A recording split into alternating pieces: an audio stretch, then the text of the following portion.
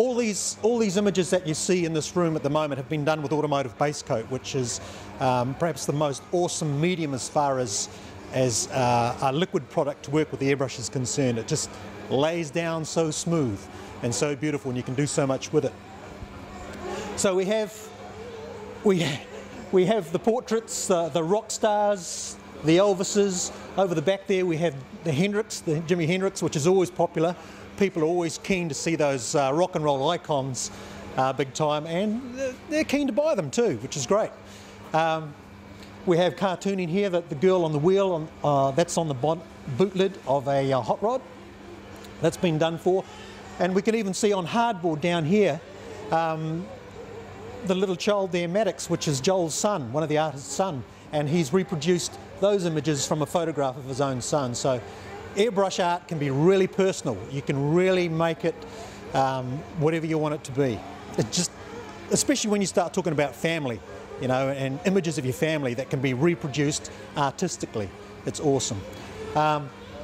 Surfboards. During the course of the weekend we'll be painting surfboards, or rather Tony Valls will be painting surfboards, and these are going to be raffled off over the course of the weekend, which is going to generate a lot of interest. And then as we pan around even further, we can see the tiger. There's a tiger on a bonnet. Absolute photorealism, and everyone gets blown away by that. And then also we have the beautiful white skyline here in the corner, which the bonnet was done last year by Joel Camo, one of the up-and-coming, if not one of the premier airbrush artists in New Zealand at the moment. And this is a work of art that's going to continue and progress over the coming months, and the whole car is ideally going to be airbrushed out to be a showpiece.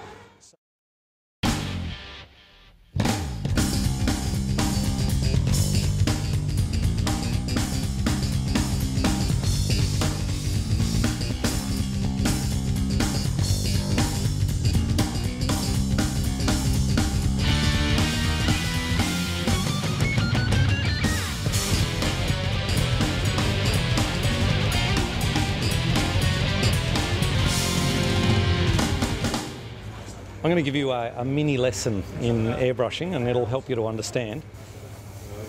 If you spray straight at the work without moving, you've got dots. If you move, you've got lines. If you cut it in half while stationary, you've got a half dot gradation. If you do that while moving,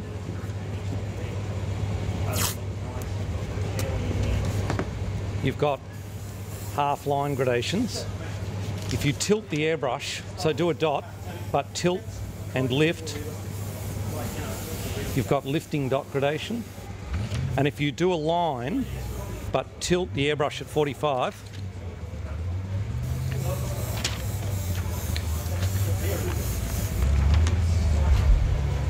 just unplug that, will you?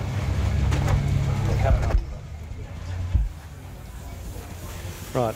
So you tilt the airbrush and lift up, you got yourself lifting line gradations. And if you cut, so you're cutting the dot and tilting and lifting,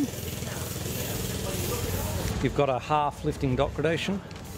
If you cut while doing lines and tilt and lift, you've got yourself half lifting line gradations.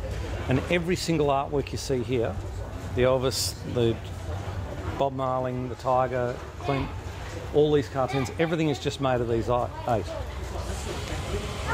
What I'm best known for is the 2 languages that I've developed that I use to teach people with. So I'm able to get you painting portraits within 3 days. And it's all based on this language. Symbol for a dot, symbol for a line. I'm going to test you on this, so make sure you're paying attention. Dot cut in half, line cut in half, dot with a tilt and a lift, line with a tilt and a lift, a half dot with a tilt and a lift, a line cut in half with a tilt and a lift. Okay? Now, so what you've got is dot, line, half dot gradation, half line gradation, lifting dot gradation, lifting line gradation, half lifting dot, half lifting line. And literally every single part of that artwork is just those 8 effects. Sometimes you'll do things like you'll use line to fill an area just by 50% overlap, standard spray painting technique, to fill an area in, and we mark that as a square with a line through the middle of it to say that, that's a solid area and you're going to use lines to fill it. Okay? Right, so you've got that? Okay. So, line with a tilt and a lift, it's one of them. And according to the height,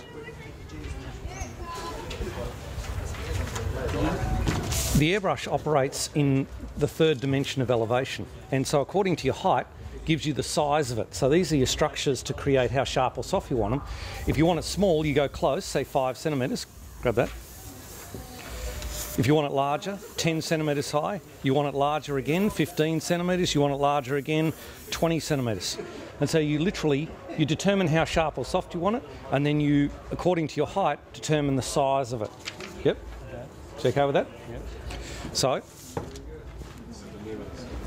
lifting line gradation, 5 centimetres high, so it's going to be that small, so to speak. And a dot under it means it's going to be 100% intense, just black. So they're all would be 100. Okay, 2 over 100. A standard line, no tilt, no cut, no lift, no nothing. Okay. This says create a line that's the edge of a flat tone pointing into the flat tone. Create a line that's the edge of a flat tone pointing in at 45. 2 centimetres high, 100% intense. You'll understand. I'm hoping that you sort of vaguely follow it at this stage. Lifting dot and a standard dot. Both of them 15 centimetres high, so quite large, but only 50% intense. A lifting dot at this end, and I'll do 2 of them. This one here I'll do closer and make it smaller. This one here I'll do higher and make it larger. And a standard dot, 20 over 100. To teach people to airbrush, you've got to be able to label everything you do in your head. If you don't have this sort of street directory happening in your head, then how do you know what you're doing? In other words, if you don't consciously understand how you're going to build your artworks, you're nowhere. And this is how you build the street directory in your head of how you're going to paint an artwork. And so, I'll go through. By your 3rd day of training, you can read this language and play it with precision, and by the 3rd day, you're painting portraits. Now, you leave with a portrait on the 3rd day. So, a dot with a tilt and a lift, 5 centimetres high.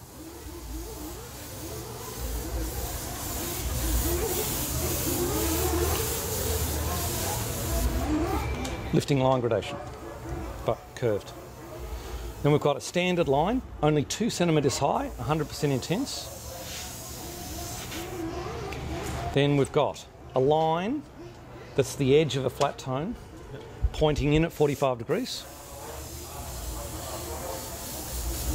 A bit hard to get at 2 on a flat with this airbrush, big bulky jar. I'm getting there roughly. Okay, a dot with a tilt, 15 centimetres high, 50% intense. Standard dot, 50% intense, 15 centimetres, so it's quite large. Lifting dot at 5 centimetres high, so it's really small, 100% intense. Then 10 centimetres, so it's larger. And then a 20 centimetre high dot. So on the 2nd day, you learn to play this. You just learn how to create these 8 effects. And on the 3rd day, you're painting portraits. The 2nd week's training teaches you to look at a photograph and be able to choose which of the 8. So you're able to, by the end of the 2nd week, you're the standard of the Bob Marley up there, roughly. Bit of practice to pull it together, but roughly there. And then the 3rd week teaches you to colorise it, which I sort of started doing with this one here.